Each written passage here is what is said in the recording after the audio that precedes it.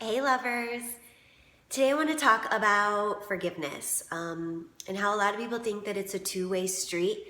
In order to forgive, you need to have this intense conversation with the person that you are forgiving and hash out details in order to move forward. And a lot of people don't want to have that conversation. They don't want to open up old wounds. Maybe they don't want to get that deep with someone who they don't have intentions on moving forward with. So they don't have this conversation. So they don't forgive and they continue to carry these feelings of hurt and anger with them. All because they think that forgiveness requires participation from another person, and that's not true. Forgiveness can begin and end with you. If you're ready to forgive someone and let go of things you're holding on to, you can do it by yourself. You can forgive someone without them saying sorry or them apologizing to you. You can forgive someone without them acknowledging the ways they hurt you or disappointed you or angered you. You can forgive someone without them thanking you for your forgiveness.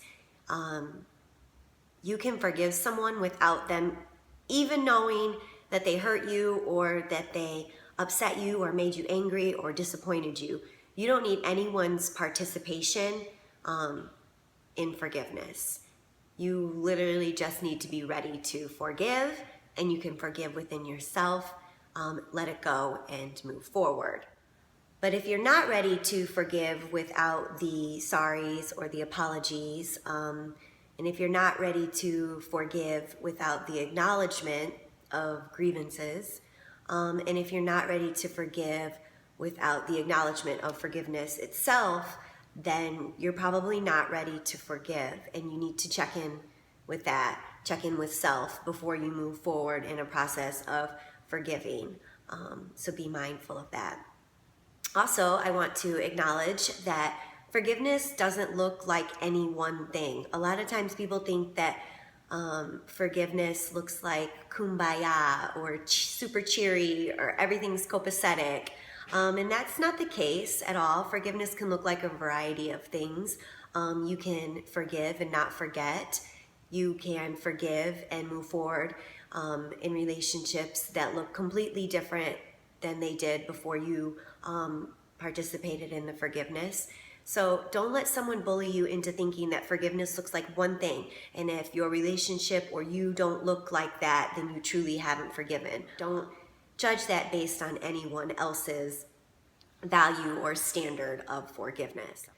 So forgiveness doesn't have to look like anything, but it does mean that you can no longer hold on to these feelings or these moments of hurt.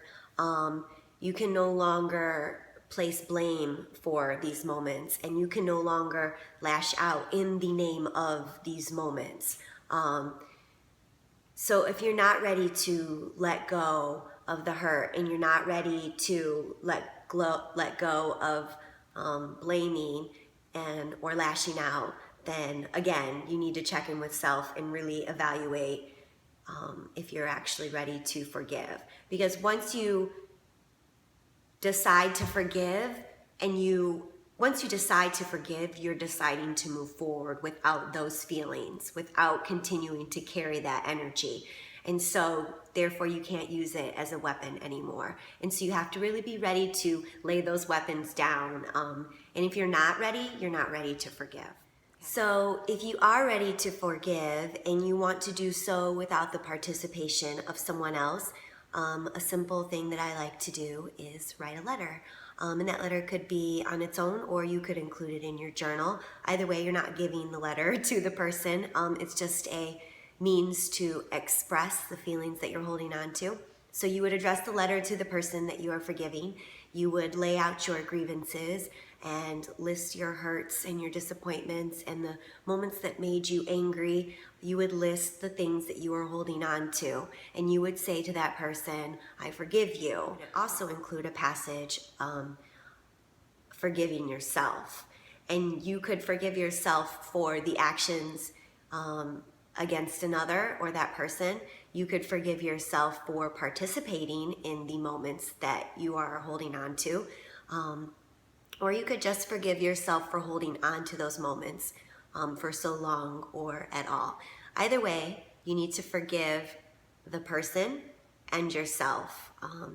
Both parties need to be included in order to move on. So I may not be the best person at forgiveness, but I do know that it's essential and necessary for healing and for growth and for successful relationships.